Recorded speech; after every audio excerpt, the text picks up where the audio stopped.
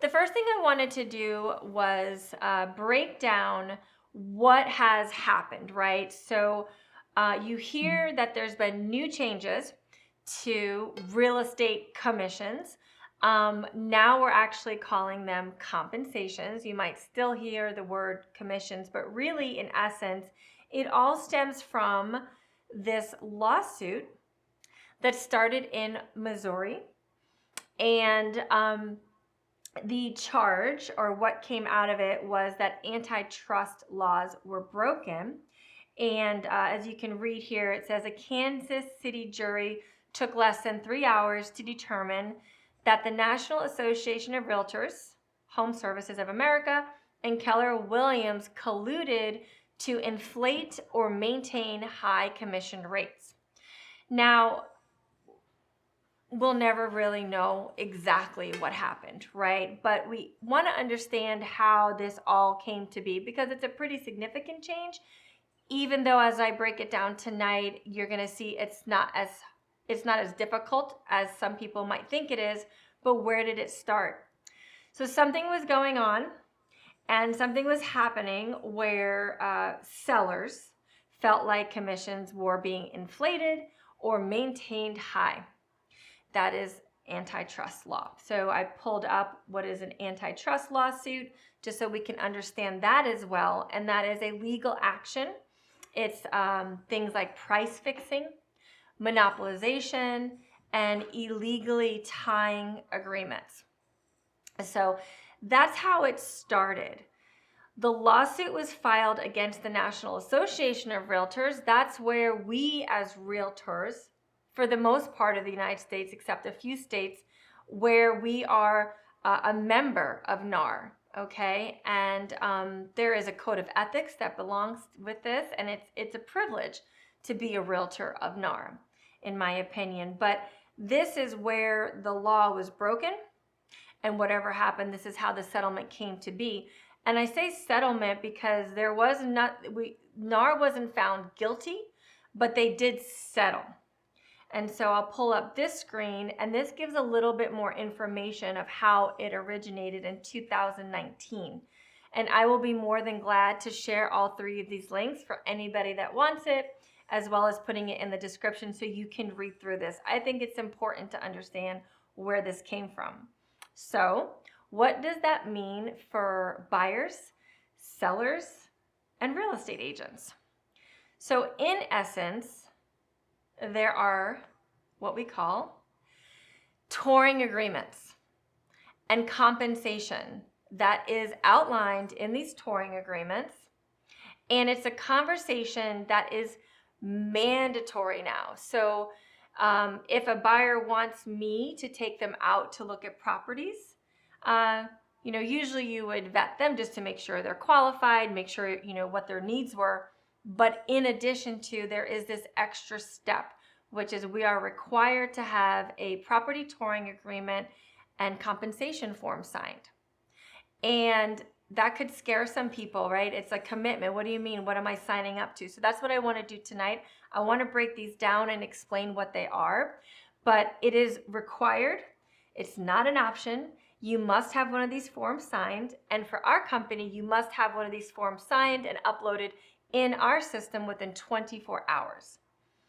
I want to say that to get around it, or if you're an agent and you're doing it, if you're not abiding by these rules, I feel like it's just eventually going to catch up with you, because in essence, this settlement is asking for transparency and clarity between a relationship between a buyer and their agent, or a buyer with an agent that's helping with no representation. It's almost like transparency and commitment or non-commitment, obligations, responsibility. It actually is being put on the table, and I think if it's used in a positive way, it can be beautiful for everyone involved once it's talked about.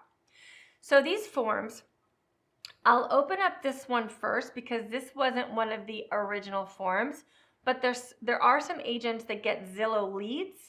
And if you do that, you'll get like a call or you'll get a text message from a potential client on Zillow and they'll want to show, to see a property.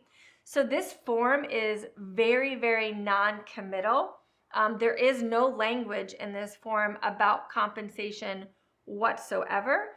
It's really more of what you call opening the door. And this will be acceptable for just that through those Zillow leads.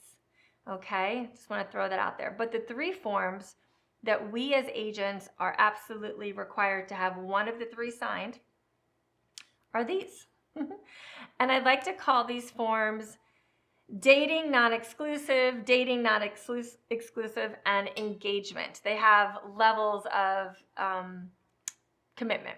So this one is the SA4. Okay. And it's called the showing agreement. And with this one, it allows specific properties.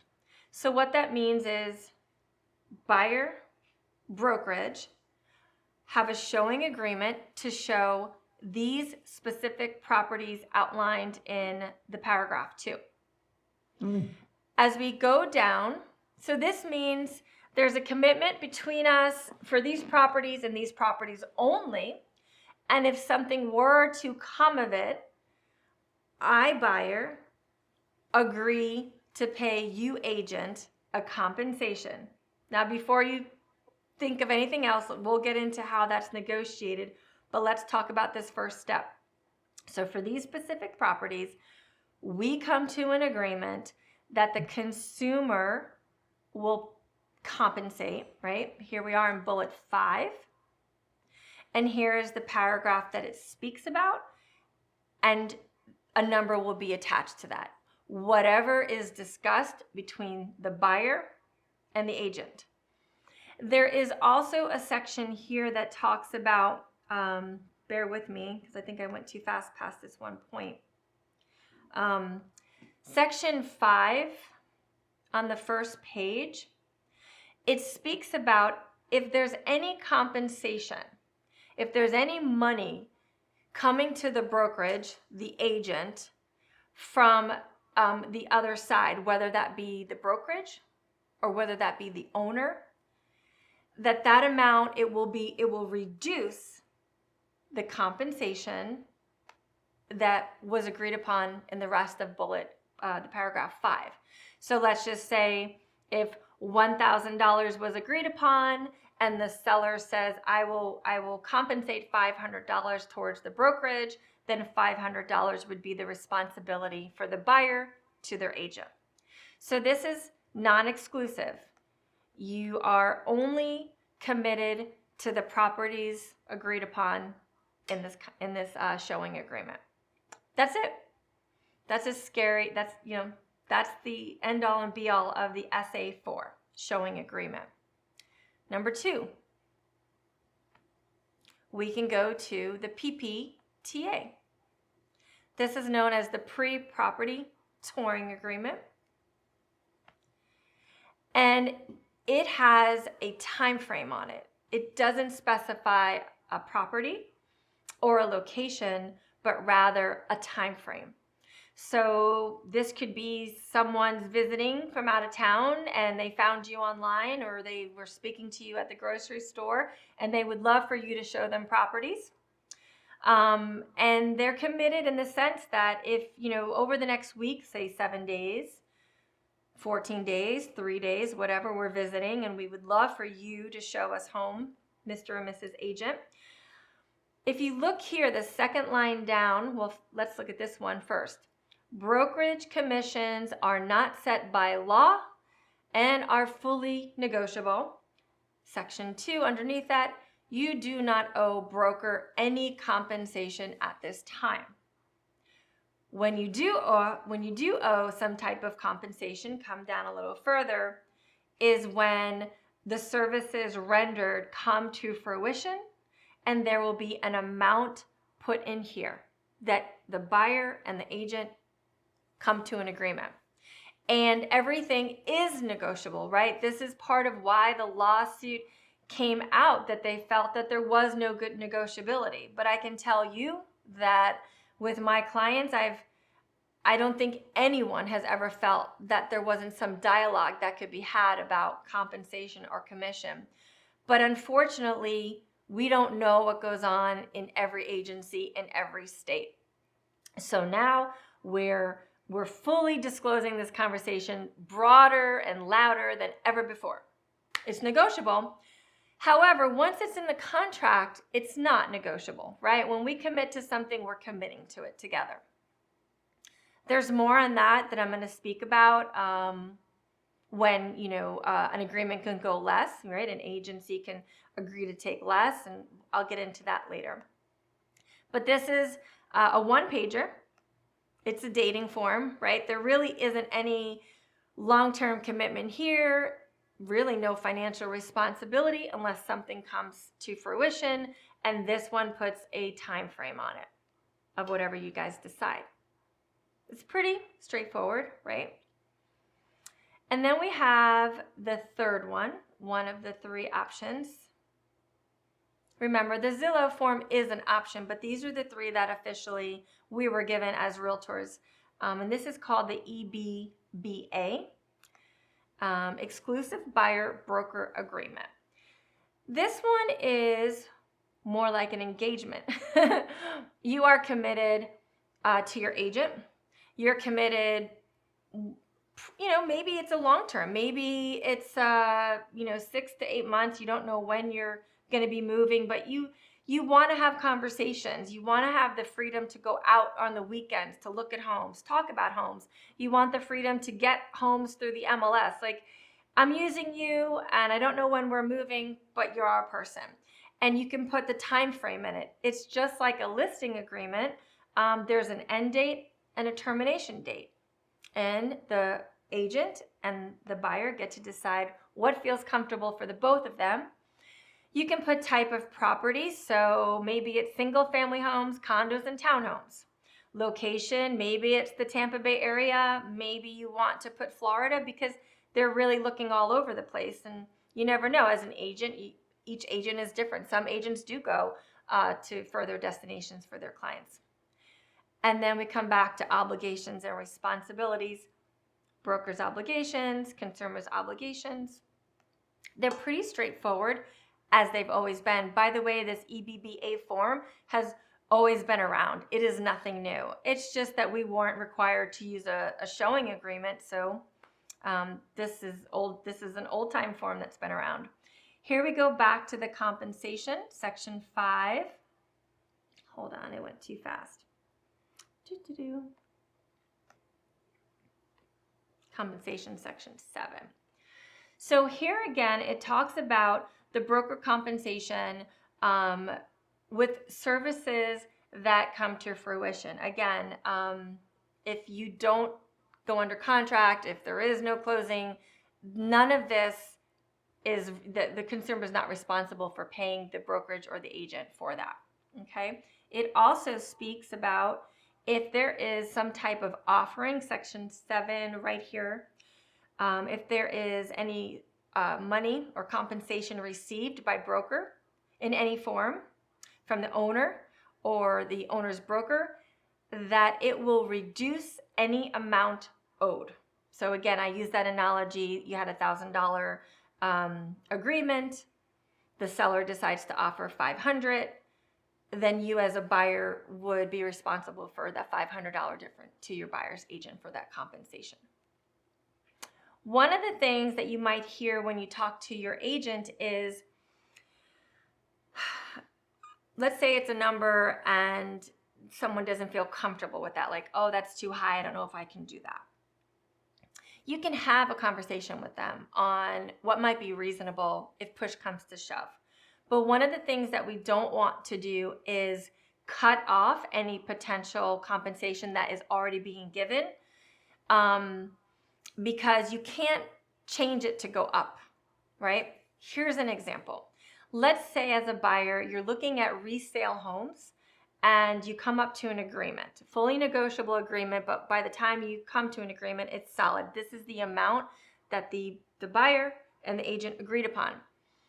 But then all of a sudden, the buyer says, I think I'm going to go with new construction. I'm just going to build new.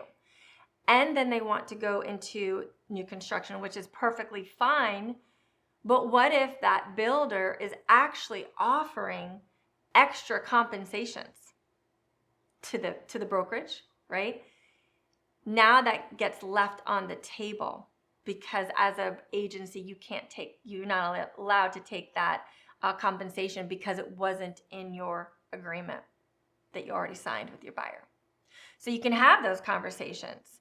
It's very fair to say if you do go to new construction and there is some type of bonus or significant increase for end of month inventory, a surplus above what we agreed upon, well, let's talk about that. Maybe a little bit comes to your brokerage. Maybe you gift some over in a seller or a buyer's credit. But if you don't talk about that and you don't have it in writing, then it just goes, right? So these are the three forms. These are the three scary forms for a buyer to sign with their agent before looking at a property, before even having a conversation about properties, and before even getting emails or information about a listing. So that also includes looking up seller disclosures, looking up any information about the home. Once that interaction starts between a buyer or a potential buyer and an agent, it creates an implied relationship, and that's what we can't have. We have to have some definition of what the relationship is now upfront. And in the old days, I'm sure many agents, we would have great conversations. Someone comes to our open house, we show them around, or we offer some opinion of value, or we might send them some comps, or we might send them some listings. And it seems natural because that's what we do. We're real estate agents. We talk about real estate. We talk about market values, and that's still okay, but not until you have a conversation about what type of relationship and form you're going to sign first.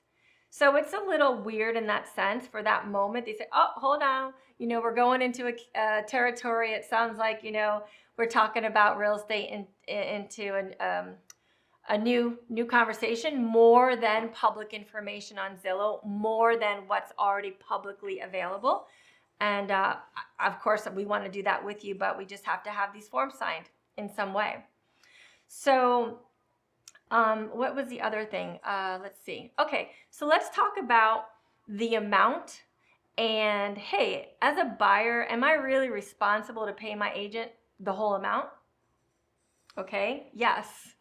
Yes, if there's no negotiation in the contract, to have it paid within the contract. Maybe the seller's going to offer a compensation up front. Great. I'm going to talk about that in a second, how that is, how your agent gets to know that. Maybe they're not offering any compensation, meaning the seller up front, but they're fully open to all negotiations. Bring the offers and let's talk about it. So the two scenarios, the old version and the new version. And it sounds like, well, hey, why are we even doing the new version if we could just do the old version? And I'll explain the old version. The old version is I sit down at a listing appointment with my seller. We talk about the marketing strategy, and we talk about a compensation that we're going to bring into my brokerage and how it is divvied up, how the expectation is to split the compensation. Before this settlement, it was mandatory to have compensation in the MLS. It was mandatory to have compensation being offered to an agent or a brokerage. Now, it is not allowed. Okay, so old version, compensation comes into the overarching listing brokerage. There's a discussion on how it will be divvied out, to who and how much. But now you have to pick up the phone and you make a phone call. So it would look something like this. I have my buyer. They've already signed their touring and compensation agreement. We have 3 homes we're going to look at today, and it is my job to call each one or text or email. Hi, I'm going to be showing your property X, Y, and Z. Is your seller offering any broker compensation? Yes or no? Yes, they can tell me an amount. No. Okay. You do that with each property, and then I will explain that to my buyer. It doesn't stop you from showing the property. It's just educating your buyer on what we're looking at. Because let's say out of the 3 homes, there's one that they really like. Well, we'll have to look at that and see if they're offering compensation right off the bat or not. And it will have a part to play in how we do the offer and how negotiations are made. For example, let's do scenario number 1. Seller is offering a compensation to buyer's broker. Let's say 3%. Okay. Let's say with you and your buyer, you had an agreement signed and coincidentally it said 3%. Great. You can turn to your buyer and let them know the seller is already compensating the full amount. There's 0 responsibility, 0 obligation financially from you. By the way, there's extra forms for this to always make sure you have everything in writing for them, but that's scenario number 1. Scenario number 2 with the old version. Scenario number 2. I call up, ask if they have any compensation. They say no, not at this time up front. However, the seller is fully open to all offers. I turn to my buyer. I let them know they're not offering any financial compensation at this time, but we are more than welcome to negotiate it when we put the offer in. Okay? That's it. That's it. Old and new. Old way, seller is offering a compensation off the bat. New way, they're not, and it's negotiated into the offer. And or, by the way, it doesn't need to be negotiated in the offer. You might have a buyer that is just saying, hey, I agree to whatever we agreed upon, and by the way, I'm just going to pay that cash out of my pocket. I'll pay you cash. Let's just deal straight forward with the offer. You might split it. There might be a split. Maybe the seller says, I'll give 1%. You can go back to your buyer and decide, on the remainder. There's flexibility and there's options about the discussions on how it's being done. At the end of the day, though, agents get compensated. That's how they get paid. It's what they do for a living. It's how they put money on the table or food on the table. It's how they make their money. So it's not that commissions are going away or compensation's leaving. It's just a new conversation. And what the lawsuit really is trying to do is to decouple the compensation. Seller pays their agent, buyer pays their agent. Conversations have been had. It doesn't mean there's not a negotiation, though, on that. Sellers are always negotiating furniture in the house, buying down points for the lender, assisting with closing costs. There's all kinds of negotiations that go into a real estate transaction, and a good real estate agent is not going to shy away from that. The purpose is a win-win. Seller wants to sell, buyer wants to buy. How are we going to do this? That's the essence of it. The uncomfortableness is coming from the transition, perhaps, where it's no longer mandated to offer compensation. So you're either going to get it up front, old way, or you're going to have to decide with your buyer what's the best way to go about your compensation, new way. It seems like that the new way is actually going to be easier and better for everybody once it's the norm, and everybody knows that changes up front are difficult and messy. And if we don't do this together with an open mind and positive conversations around it, then we're going to be divided and fighting at each other about who's wrong and who's right, about they did it this way, because the lawsuit has happened. It is here. If changes or appeals come down the road, fine. But as a realtor, we have to abide by what the settlement is proposing and how they want us to go about conversations around money. And if the lawsuit was based on antitrust law because they felt that there was an inflation or monopolization, then we as agents have to be diligent on how we talk to our sellers and our buyers about the money.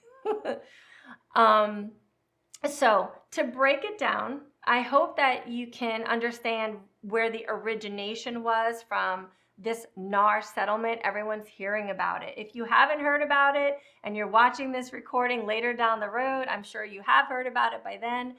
It is a proposed settlement. It was a settlement that NAR did. It's in place for all realtors except for a few states that don't sign up with NAR. And we as agents out here are required to have these forms signed. Now, as you saw with the form that I showed you, let's see here, the SA or the PPTA. Remember, this was only for this was for a time frame. This was just buyer and agent committing to a time frame right here. It also says you do not owe broker any compensation at this time. It's a property pre-touring agreement. As long as we can get over the uncomfortableness about who's responsible for the compensation, we can move on to find the buyer a great home. The SA is specific to the properties, and they're put right here in section 2. What properties are we looking at today? And there's a time frame to cover that, right? It wouldn't be fair if somebody was visiting for the weekend, they wanted to look at five homes in downtown St. Pete, and you show them, and then like a week later they come back and go directly to that agent or use a different agency, right? I think with this conversation, it might hold people more accountable together for both of you, right? And then the last one was that EBBA, which is more like the engagement. It could be a little bit longer, it could be a little bit wider on location, but it has the same obligation, not the same obligations, but it has the same essence in compensation is due if services are rendered. And it also has the same implication that if there's any money that's being received from the other side to the brokerage, that it reduces the amount of the responsibility according to the agreement that you signed. So if I have anybody that has questions, great. If not, I hope that these forms are a little more palatable for people that might be asked to sign. If your agent, or if an agent is showing you properties and they didn't ask for one of these forms to be signed, I would still question then, who are you using? Because it's important that whoever you use for a real estate transaction is up to par with the current law, abides by the realtor ethics, because we want to make sure that they're abiding by all realtor code of ethics, right? And this is included in that. And then having the conversation about money is a good thing, because nobody's trying to gouge anyone. I really, so far what I've seen, have sellers that are unreasonable. And some sellers are just offering compensation up front and they're fine with that. And some sellers have elected to go the other way and choose the newer way, but completely open to negotiation. I haven't seen this mindset of like, I'm not doing anything, and it's been okay so far, That's it. Those are the property agreements that have to be signed. They address compensation and the property. And then from there, depending on the old version or the new version, we'll decide, really where the responsibility of the compensation comes at the final time, which is closing date. All right. Well, I hope that helps, and I look forward to any more questions or emails or texts or phone calls surrounding this in the future. Have a good night. Bye. Very good. Thank you. Thank you, Jen. You're welcome. Bye. Thank you, Jen. Thank you.